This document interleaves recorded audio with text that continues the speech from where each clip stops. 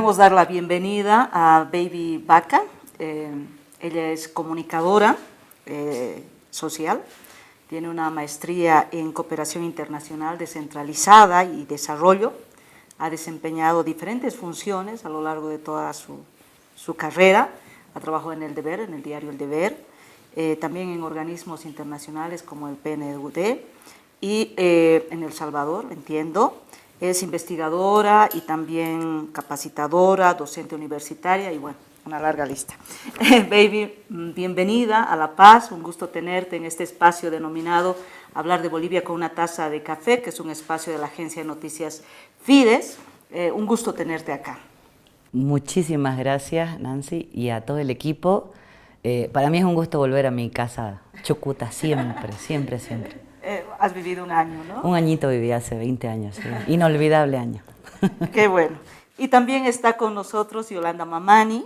Ella es estudiante de la carrera de Sociología, es miembro del colectivo Mujeres Creando, ex trabajadora asalariada, de trabajadoras del hogar, es eternamente comprometida con este sector, es productora y conductora del programa El Noticiero de las Mujeres, que se difunde en Radio Deseo, y también es productora, youtuber, es famosísima Yolanda aquí en la ciudad de La Paz y también nos imaginamos en el resto del país, se define como chola feminista.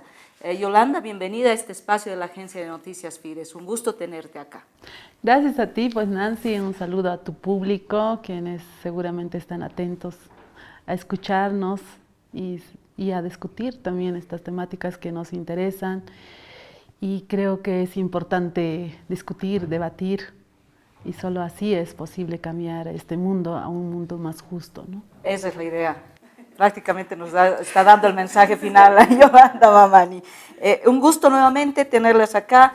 Estamos para hablar un poco sobre feminismos, machismos, hemos cambiado, no hemos cambiado, cómo aportamos en una ciudadanía más plena como mujeres, desde nuestra situación, desde nuestra posición. Por eso me animo a empezar con Yolanda, ¿no? Que nos cuente un poquito. Ella es de una comunidad, Santa María Grande, que es de la provincia de Humasuyos, del departamento de La Paz. ¿Cómo son las relaciones, Yolanda, en tu comunidad? Estas relaciones entre hombres y mujeres, ¿hay machismo, no hay machismo? Sí, las relaciones en el campo, se habla mucho del chachahuarmi, ¿no? Pero es un chachahuarmi para mí muy convenenciero, ¿no? Donde los hombres gozan de privilegios y las mujeres están para cargar la comida y no tienen no tienen voz, no están en los espacios de toma de decisiones, solo están para cargar la comida. Y es algo que a mí también siempre me ha molestado mucho, ¿no? Y por eso es que yo estoy en Mujeres Creando, porque yo creo mucho en el feminismo intuitivo.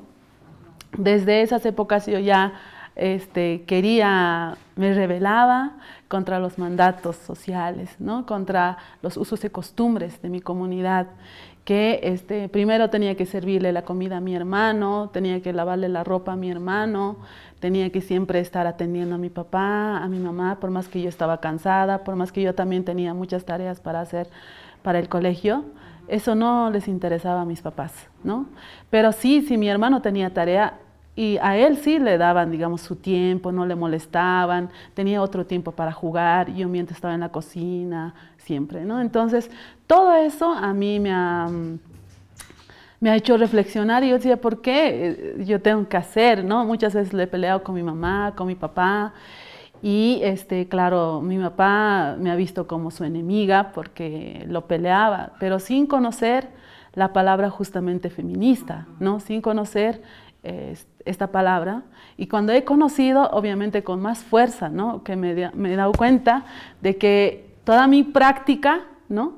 Desde mi niñez, desde mi infancia, era feminista, ¿no? Desde siempre, ¿no? Desde mi mamá también, que ha luchado y lo ha peleado para que nosotras estudiemos, para que salgamos adelante, para que emigremos a la ciudad, porque en el campo íbamos a terminar casadas, con muchos hijos.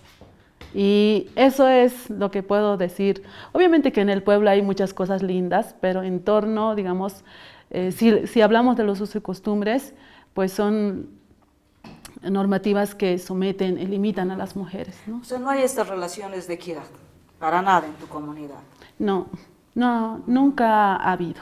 Ahora tal vez un poco más las mujeres porque conocen las normativas y un poco más están empezando a rebelarse, ¿no?, contra sus parejas, pero es un poco difícil porque mucha gente se limita a los usos y costumbres, que son una forma de normativas que sirven para sobrevivir en el campo, ¿no? Entonces, Chachahuarmi es así como que un falso ideario, digamos.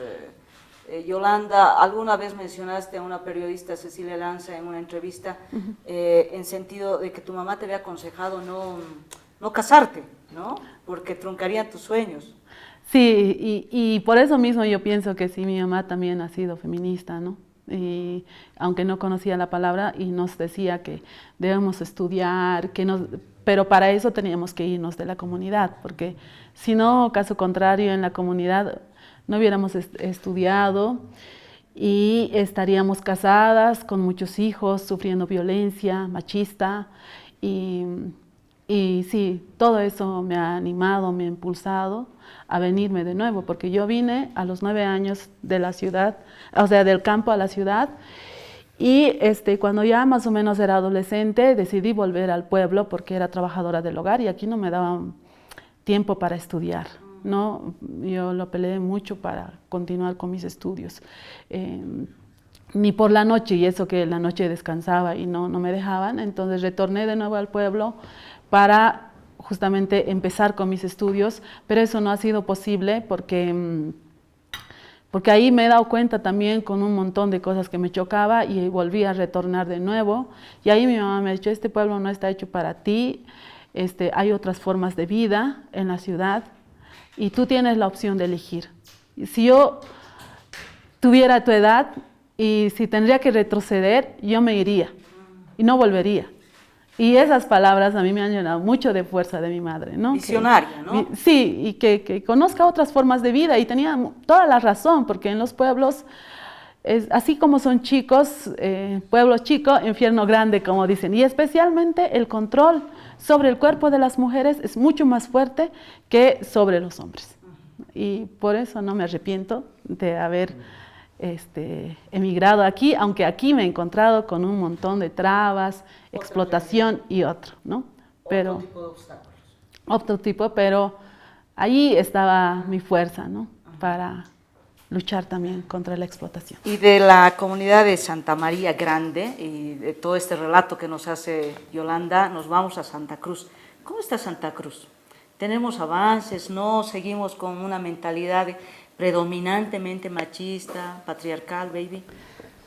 A ver, yo creo que el patriarcado está sanito y coleando como en la mayor parte del planeta, pero sí es verdad que si comparo, tengo 44 años, si comparo ahorita cuando has hecho este recuento, ¿no?, de tu vida, efectivamente pensaba en lo que era mi madre migrando del Beni a Santa Cruz, con todas unas expectativas de lo que debía ser una mujer, ¿no?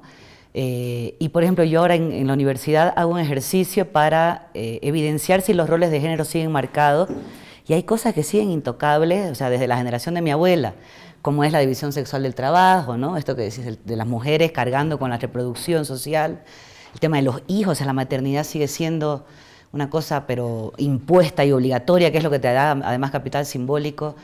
Entonces, yo veo, o sea, como pensando en relación a la generación de mi madre y mi abuela, veo cambios, veo a mi madre feminista también sin saber que lo era, ¿no? Diciéndome, andá, viajá, estudia para cuando te deje tu marido, ¿no? Claro, ese tipo de cosas. Nada, si te golpean, defendete, o sea, denunciá, o sea, sin haberse formado, sin formación política, pero ella muy clara, ¿no? Entonces hay una diferencia, ¿no? Yo veo, mi abuela está viva todavía y hay cosas que son, pero tremendamente opuestas en cuanto a nuestra relación con el cuerpo, en cuanto a la libertad, en cuanto a desenvolvernos entre nosotras, al interior de la familia. O sea, todas esas, vos hablabas de usos y costumbres, o sea, las normas, mi familia no se identifica como indígena, pero las normas son cerradísimas, ¿no? Sobre quién debe estar en la cocina, quién debe ser quién. Y a la cuestión de género hay que agregarle la cuestión de clase, además, ¿no? Que es otro tema ahí. Pero yo veo a mis estudiantes con 20 años y veo que tienen conciencia, por ejemplo, del acoso callejero, ¿no? Cosa que mi generación pensaba que era piropo Era todavía. normal. Ajá. Veo ahora mucha menos tolerancia a la violencia, aunque siguen habiendo, o sea, la idea del amor sigue todavía muy impregnado de la posesión, la propiedad privada, ¿no? Ahora hablan de relaciones tóxicas, bueno, seguro que hay otras. Sí, pero, o sea, sigue habiendo ese control, ¿no? De ambos lados, además, ahora. Pero hay avances simbólicos, en el sentido de saber que podés soñar con otras cosas siendo mujer, ¿no? Que tiene que ver con esa libertad de poder decir.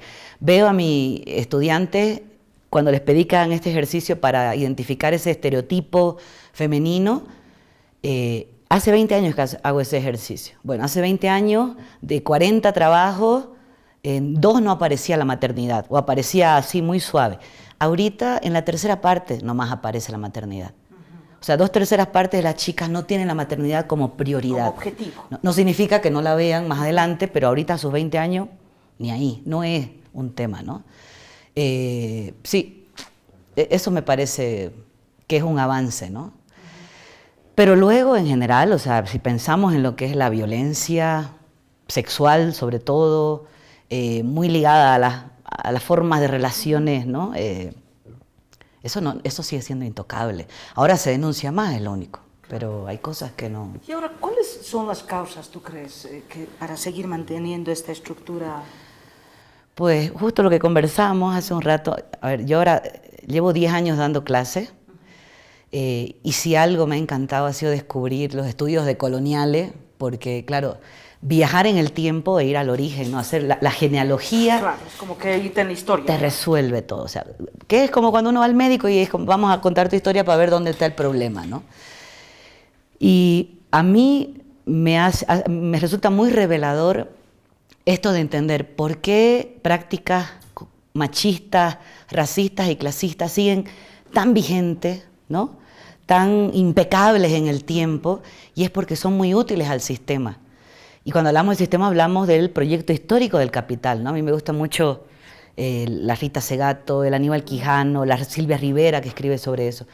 Te da poder ser machista y racista, pero además el sistema capitalista se beneficia de esos cuerpos que racializa y sexualiza. En el caso de las mujeres, porque tenés, o sea, imagínense, no podría existir el sistema como lo conocemos si no hubiera una cantidad de mujeres, en su mayoría mujeres, haciendo gratis o mal pagado el trabajo de reproducción social para sostener esos cuerpos que salen, ¿no? A la vida económica y política.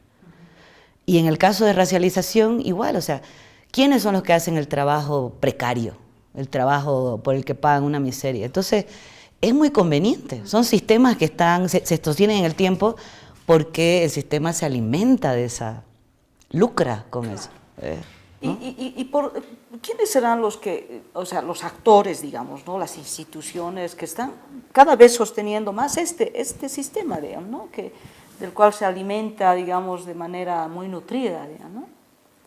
Bueno, ahí las compas, desde como independientes, académicas, movimientos feministas, ¿no? Llevan décadas y más que décadas denunciando esta especie de complicidad entre instituciones sociales, sobre todo entre Estado, mercado, iglesia, ¿no?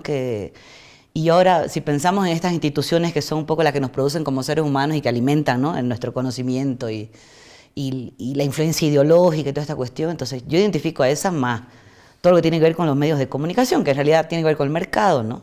Y hay un discurso muy alineado ahí, o sea, para seguir sosteniendo este tipo de imaginario que hacen que las mujeres soñemos con ser madres porque es lo que nos va a realizar, y con casarnos, por ejemplo, ¿no?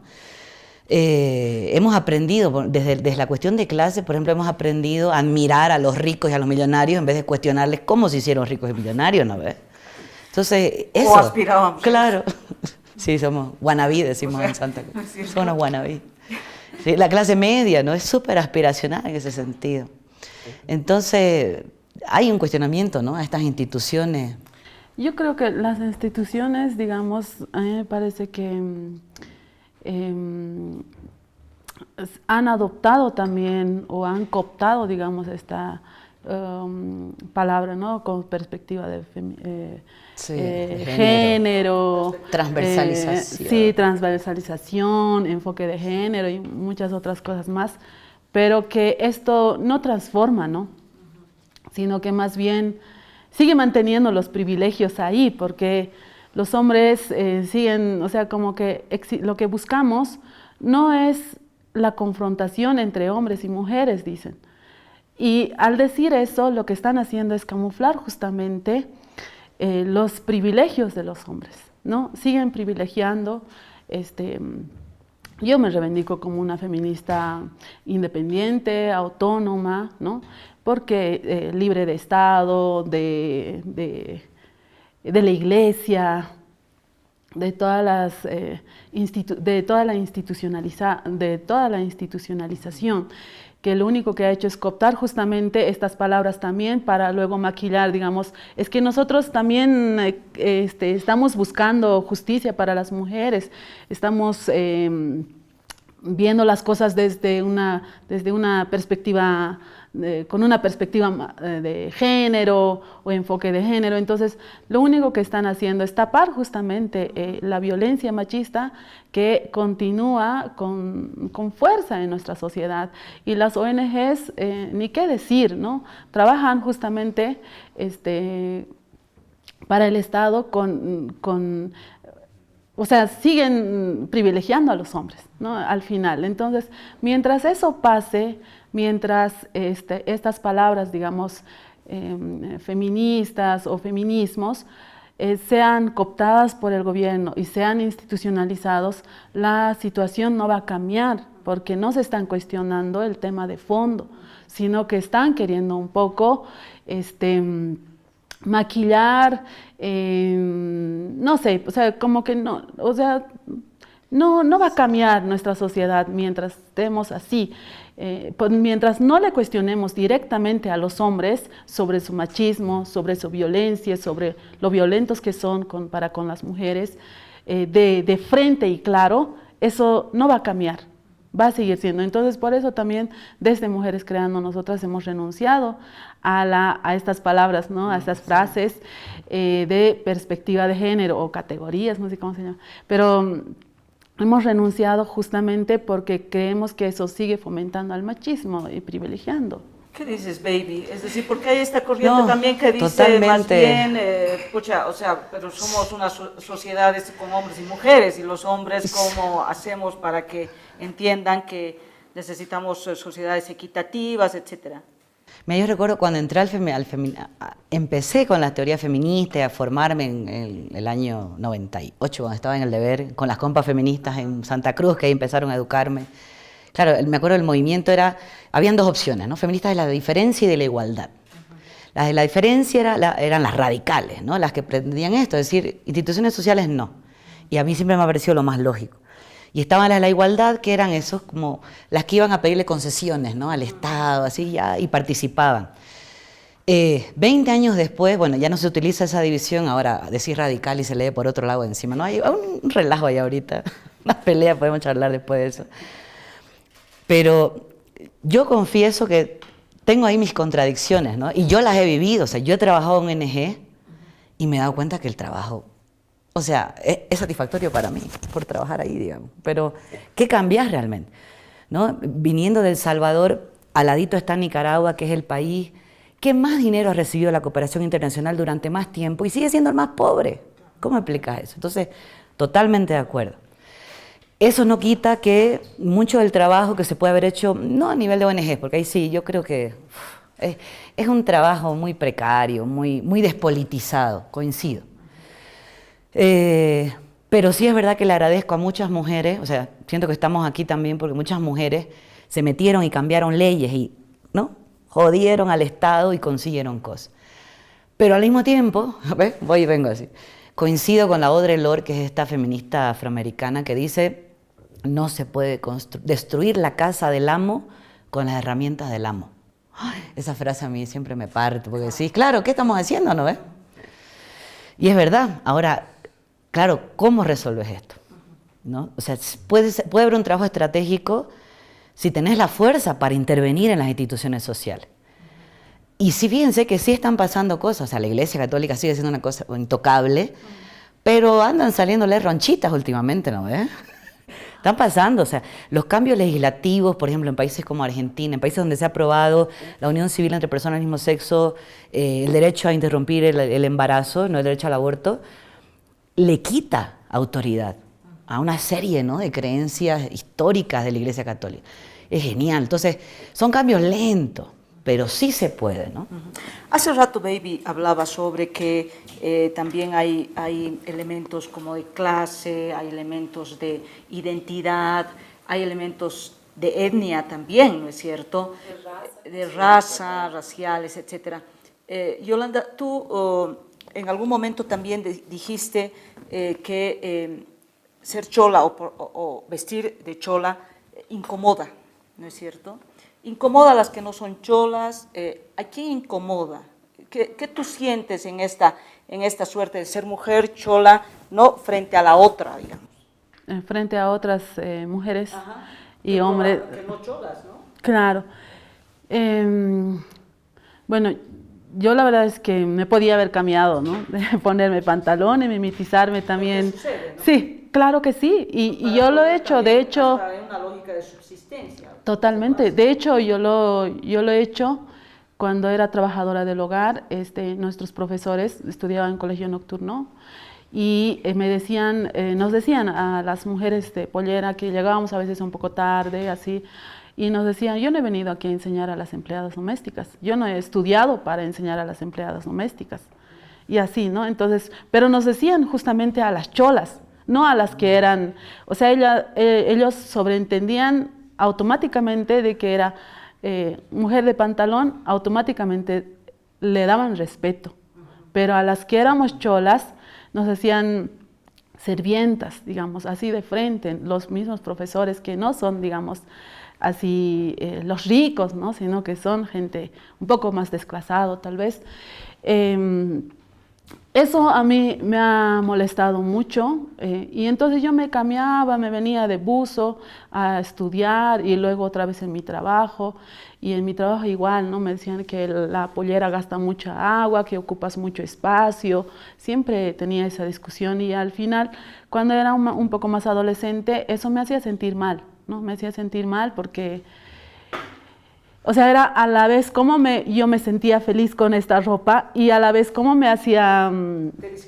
Te discriminaban por esta ropa, ¿no? Entonces era bien contradictorio y bajaba la cabeza obviamente, pero después me he dado cuenta, ¿no? Me he armado de fuerza, de valor y decir, si a esta sociedad le molesta tanto esta mi ropa, ¿por qué no me voy a quedar así? Me voy a quedar así y quiero incomodarle a esta sociedad con esta ropa, con esta actitud, con estos mis rasgos, con esta mi manera de hablar, ¿no? Con esta mi manera de hablar.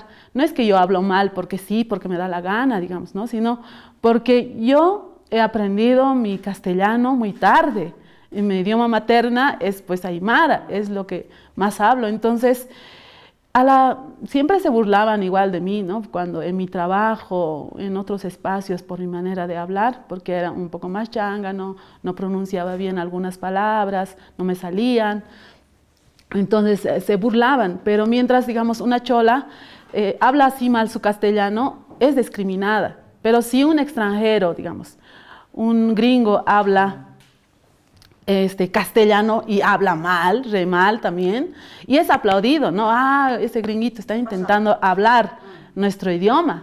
Pero a una chola que está intentando también hablar un español es discriminada, ¿no? Entonces, frente a eso, yo me he rebelado. Me he dado cuenta que a esta sociedad le molestaba mi ser bocona, mi ser chola, entonces decidí incomodar, ¿no? Y decidí quedarme así, chola, ¿no? Y no dejar de ser bocona, porque a mí también mis empleadores siempre me decían, tú eres una Emilia bocona, tú no tienes que responder, tú eres mi trabajadora y tienes que obedecer.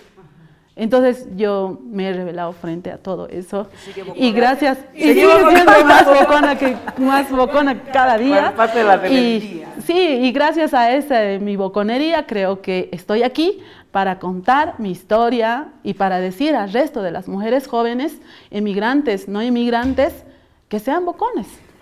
¿Qué dices, baby, de estas fracturas, digamos, porque son fracturas étnicas, son fracturas de clase, ¿no es cierto? O sea, me has hecho acuerdo, mi abuela no dice bocona, siempre me dice, sos una impertinente. Dice. Desde la idea de que como mujer además no deberíamos estar hablando todo lo que hablamos, ¿no? O sea, encima, en otras palabras te estaba diciendo que también eras una bocona, digamos, ¿no? O sea, hablo mucho y muy fuerte, mal, ¿no? Y sobre lo otro, o sea, ¿quién habla bien? O sea, si eso es hablar mal, ¿qué es hablar bien? O sea, pensemos, ¿quién habla bien el español?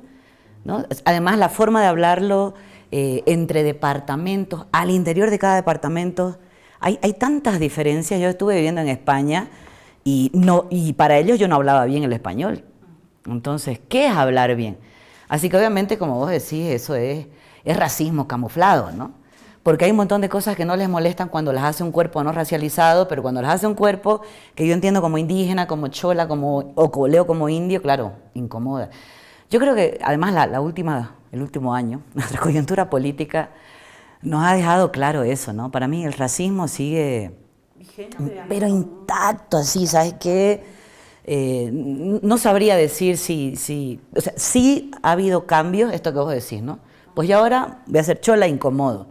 Yo sí veo cambios simbólicos, o sea, hace 20 años no me encontraba yo, no compartía cine con una mujer de pollera, ¿no? Yo como chica urbana, digamos, o mestiza, que igual a eso del mestizaje le estoy dando vueltas, estoy leyendo cosas y decía, es una blanqueada espectacular el mestizaje, pero bueno, esa es la famosa identidad, ¿no? Es con la que con la que encajamos quienes no somos indígenas, pero bueno, ahí hay una cuestión. Y sí veo avances simbólicos en ese sentido. Yo recuerdo cuando estaba en el deber, yo entrevisté a Simira Rodríguez, cuando era de la FENATRAJOP, que fue a ser ministra de Justicia. La primera ministra, en realidad. Exactamente, que hablando de cambios simbólicos, de avances, a mí me emocionó muchísimo. Recuerdo además todas las demandas en ese momento, ¿no? De las trabajadoras del hogar. Entonces, sí hay cambios interesantes, pero son cambios más simbólicos que no se han materializado, que no implican, ¿no? Mejor calidad de vida para alguien, en general, para las mujeres, para pueblos indígenas. Por ejemplo, la semana pasada, Lomerío, que es población Moncos Chiquitana, sí, ¿no? Es una nueva autonomía indígena. Pero claro, ¿y desde cuándo ya hay como 4 o 5 más? No estoy segura. Claro, habría que ver, ¿no? Sería interesante poder medir de qué forma este reconocimiento simbólico implica una mejor calidad de vida. Y para mí es bien difícil también, ¿no? Porque esto que vos decías del chachahuarmi, yo la otra vez me ponía a leer a una señora que se preguntaba, ¿había patriarcado antes de la colonización? ¿Sí o no? La gran pregunta. Y por ejemplo, yo con lo que he armado, que es la María Lugones, es una señora que me encanta, una argentina que murió hace poquito, que ella analiza mucho eso. Y dice, siempre ha habido diferencias en todas las culturas, entre hombres y mujeres. Pero el problema es que antes de la colonización, esas diferencias no necesariamente implicaban que uno tenga más valor que otro. No era esta lógica binaria de yo existo sobre vos, digamos, yo te anulo, ¿no? O sea, eran dos elementos con diferentes. Y había, bueno, y ella rescata, ¿no? Incluso la idea del chachahuarmi en esa época tenía otra mística, otra lógica. Pero, obviamente, con la colonización, más todos los privilegios que le dan los criollos, ¿viste? Esto es nuestro Estado-nación. Se van los españoles y quedan los que quedan con los privilegios de los blancos. Entonces, en todo caso, los hombres lo que hacen es apoderarse de los privilegios que les quedan como criollos, ¿no? Y se transforman un montón de cosmovisiones, de culturas, de prácticas. Y obviamente, ¿por qué? Porque te da ventaja, ¿no? O sea, el tema decía, antes quienes tenían el poder, o sea, quienes discriminaban, ¿no? Porque ponían las reglas del juego y decían, ok, te corresponde esto y esto te da derecho o te lo quita. Pero ahorita decía, fíjate, ya no necesitas ser ni blanco, ni rico, ni apellidar a lo europeo para ejercer el poder. Vos que le gritás a alguien maricón, puta, indio, y ya eso te da poder, porque vos estás señalando al otro como inferior y vos o sea, te da poder discriminar, te da poder perpetuar esas lógicas, ¿no? de opresión sobre otros cuerpos. O sea, ese es lo de otredad, ¿no? El tema del otro me sirve, el indio me sirve para confirmar que yo soy gente, yo soy civilizada, ¿no? El maricón me sirve para confirmar que yo soy bien macho, bien hombre, ¿no? Claro, la puta me sirve para confirmar que yo soy una mujer decente, ese tipo de cosas, ¿no? Ahora, ¿cómo? Sí. Esa deshumanización, ¿no? del otro que total. hay, ¿no? en esta sociedad. Y lo hemos podido ver, yo creo, bien fuertemente en este tiempo de crisis política, social, que hemos vivido el año pasado y este tiempo también de las elecciones, ¿no? Y ahí te das cuenta, sí, yo coincido mucho contigo, Vivi, ¿no? Baby. Sí. Coincido mucho en eso, en que las cuestiones, se ha cambiado, digamos, se ha hecho cambios en las cuestiones más simbólicas, ¿no? Por eso han resurgido mucho esta instrumentalización de la imagen de la chola, de lo indígena, ¿no? Pero no es que estos indígenas, digamos, tenían una voz propia, sino eran instrumentos. Y nosotras como periodistas lo hemos visto de cerca cuando justamente ha habido esta crisis política o este golpe de Estado, o sea, que es bastante complejo y yo no sé cómo leer esto, pero la cuestión es que ha sido esta crisis política, social, lo que ha demostrado justamente es eso, ¿no? De cómo las mujeres indígenas eran titulares, no eran titulares, sino de cargos más bajos, y no las conocíamos nosotras y de pronto aparecían ahí y tú no sabías si entrevistar quién era porque no las conocías y justamente la gente más pudiente, la gente más culto, digamos los que habían tenido educación y los dirigentes estaban abajo y ellos habían sido los que habían salido a defender justamente el movimiento al socialismo después de la crisis. Entonces ahí te das cuenta de cómo estas organizaciones sociales o indígenas que estaban en el poder o eran diputados no tenían voz propia, ¿no? Y estaban ahí de instrumento.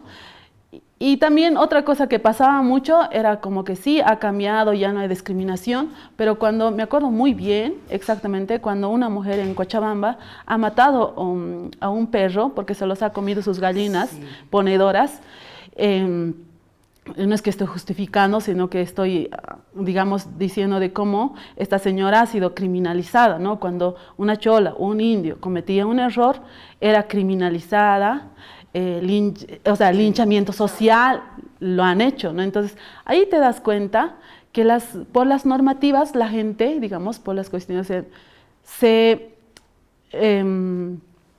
no sacaba su racismo así al flote, así, directo, ¿no? Sino te decía cholita, la negrita, o cosas así, digamos, lo que es políticamente correcto, y no se refería a ti, digamos, chola, ¿no? O sea, como para ellos era malo, esa era discriminación, pero cosas así te hacía dar cuenta que la sociedad no había cambiado de mentalidad, sino que por las normativas se estaban absteniendo, ¿no? A no discriminarte, ¿no? Entonces... Y eso que no hay nadie preso por la 045 tampoco, digamos, así que... Ahora, ¿cómo, si bien hay avances, tal vez más en el plano simbólico, hay normativas, etcétera, hemos avanzado mucho en normativas, como dice Yolanda, pero en esencia no hay mucha aplicación, no hay implementación, el Estado sigue teniendo, yo creo que en esencia, una mirada patriarcal, también voces machistas, ¿no es cierto? En democracia hemos avanzado, sí. ¿Qué falta, digamos, ¿no? Es decir, ¿qué cosas, qué elementos centrales faltan? Que se las crean, ¿no? El tema es, o sea, como decía antes, es mucho el tiempo que desde las organizaciones de mujeres, de los movimientos feministas, se les está dando así, ¿no? La guía, por aquí hay que ir. Se producen materiales, se organizan charlas, están ahí, digamos, las mujeres con todas las ideas, pero el tema es que el cambio estructural que implica, por lo que decía antes Yolanda, no es pues conveniente al sistema, ¿no? Por ejemplo, el tema de la violencia, y hablamos ya feminicidio y violencia sexual, que es como lo más, ¿no? Está la ley 348, bueno, las compas de Mujeres Creando son las que en Santa Cruz la casa funciona muy, muy bien y atienden casos de todo tipo.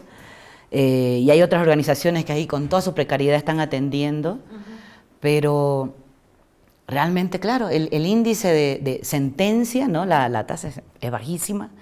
Los operadores, o sea, las historias que hay de que ir a querer a denunciar, cómo te atienden, cómo te mandan a dar vueltas. No, o sea, y hay casos además, y vos decís, si un caso simbólico como el de la mal llamada manada en Santa Cruz, si con ese caso está pasando lo que está pasando, imagínate vos con un caso tuyo X sin atención mediática. O sea, eso disuade, ¿no? O sea, el sistema te disuade. Ahora, sí, ¿no? El sistema es demasiado estructural, pues es decir, estamos hablando de una estructura en la que obviamente hay relaciones de poder que no les conviene afectar. Sin embargo, ha habido momentos del movimiento feminista, del movimiento de mujeres, que han como que pinchado más, creo yo, ¿no? Han fregado más, como para aprobar, por ejemplo, la ley de cuotas, introducir varios elementos que tienen que ver con la participación de las mujeres. ¿No será el momento de reactivar más rebeldía de las mujeres en la construcción de una ciudadanía desde la mirada de las mujeres? ¿O qué tú dices, Yolanda? Yo creo que, o sea, el gobierno se pone desde la institución, digamos, querer hacer las normativas, pero normativas que no están acorde muchas veces a las problemáticas reales de las mujeres, ¿no? Y por eso es que no se pueden implementar fácilmente, porque también tenemos jueces machistas que no pueden aplicar la propia normativa, ¿no? Y aparte, me acuerdo muy bien que Mujeres Creando ha presentado Alerta Roja y o sea, no han hecho caso alguno.